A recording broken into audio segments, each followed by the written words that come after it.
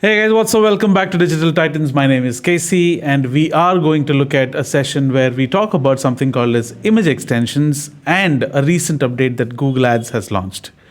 Extensions, all of us understand, are incredibly helpful when making sure that our ads show to the relevant people, and they are one of the elements which help in improving your ad relevance, making sure that you just not show ads to people, but also show them at the optimum position, all the other factors remaining the same.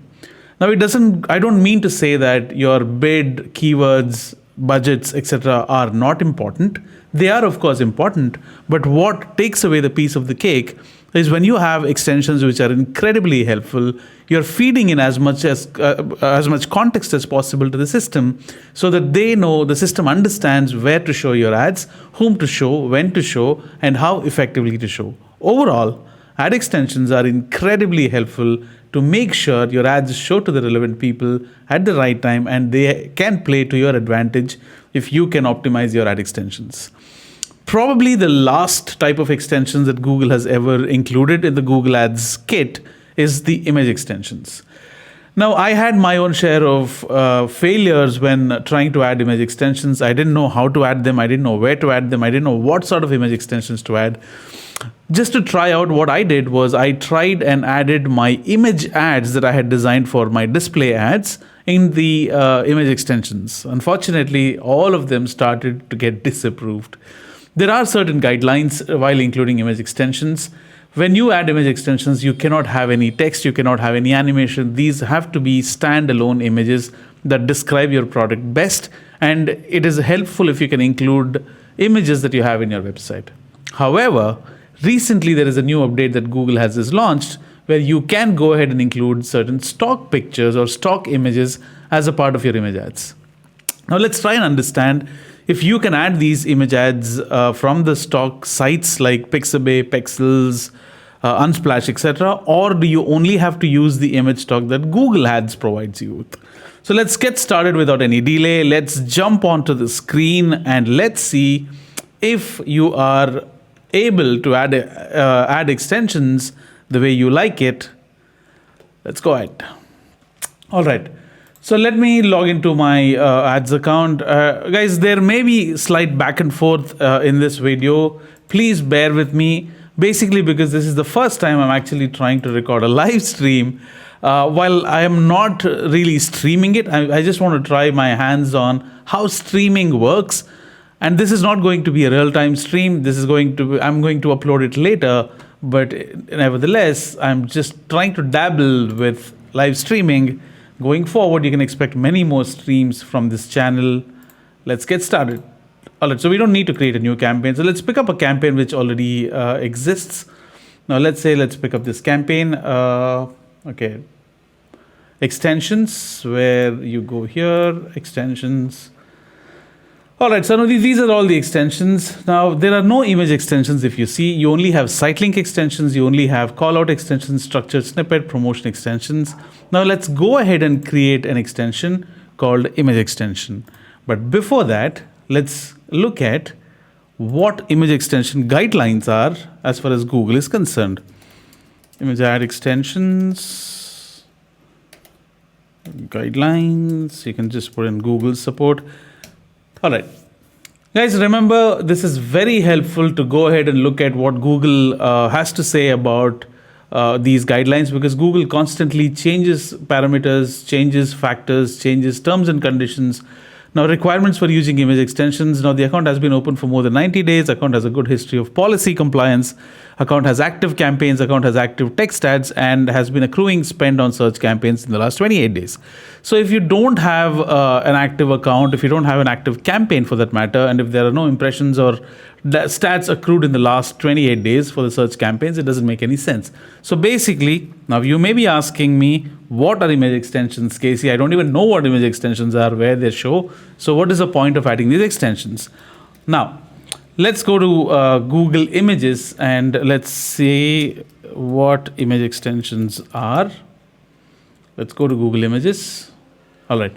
Now, when people search for things on Google, image extensions appear next to your search listings, right? Now, this is an ad. Now, they don't necessarily have to be ads. Now, because we are adding it in the Google Ads account, it means when my ad shows to people, when they search for a relevant keyword that I have put in my Google Ads account, this is how my image extension will show next to the order that I have, next to the ad that I have placed. The food got me thinking about an order, but I meant an ad. So if you start looking at these extensions, they can be incredibly helpful when you're talking about a travel website or an accommodation website where we're talking about Sydney hotels, and this is an ad, and against the ad you will see certain ad extensions which add much more context to your ads. People will find it more attractive, helpful more than anything, to go ahead and click on your ad and visit your website after that. Now, since these are image extensions, you need to know how to add these extensions. You need to go to your Google Ads account, click on extensions for a search campaign. This is where you come and create your ad extensions. Nevertheless, let's look at the guidelines. Now, guidelines, these are some of the guidelines that you have seen. Now, image specifications is something that you have to pay attention to. It has to be either a square or a landscape. It's optional but recommended. It is required. A square size or an aspect ratio of your image ad extension is included. It is helpful.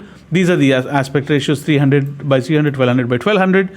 And if you don't, by the way, if you really want to understand some of the best practices, when I design my image ads, when I'm working with display or in any image ad formats for Google, along with all the specified image ad sizes, I go ahead and make sure I design two image ads specifically, 1200 by 1200 and 1200 by 628, in addition to whatever I get designed. I'm not a designer, so I have a designer who I touch base with when I want these ads to be created. So my designer goes ahead and helps me without me even telling him. In addition to all the Google ad sizes, the skyscrapers, the square, the rectangle, etc., he will also give me these two sizes without fail. Now, what that helps me with is when I am working with something called as responsive display ads, or when I'm working with something called as discovery ads, these sizes come in very handy. So you need to understand when to play with these kind of things to make sure you don't lose out on things that really matter. So let's go back to the screen. I hope you look at the screen. I told you this is the first time, so bear with me here. All right, so that's it. That's what I'm talking about. Now, there are some guidelines to include these image extensions. This is what I meant. You can have plain images. You cannot have text-based images. You can't have text in these images. Now, there is text here, but this text is a part of the image, so that's allowed. And you can't have an overlay of text, which means you cannot have text over the image. Now, you can't have images with too much of blank space. You can't have a collage. You can't have blurry images. You can't have distorted images, tricky images, poorly cropped images, prohibited content, of course. Now, these are some of the guidelines that you have to keep in mind.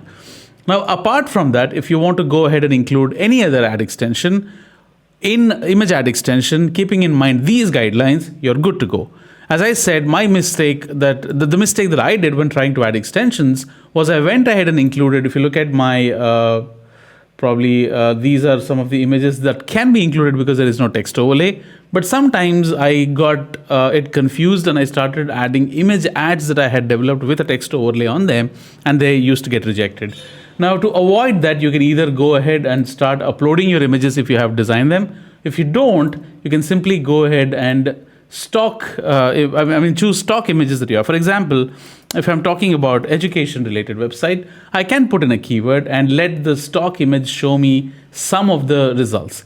For example, you have Shutterstock images here. I don't think you can include them because they are copyrighted, and you can crop them depending on what you want.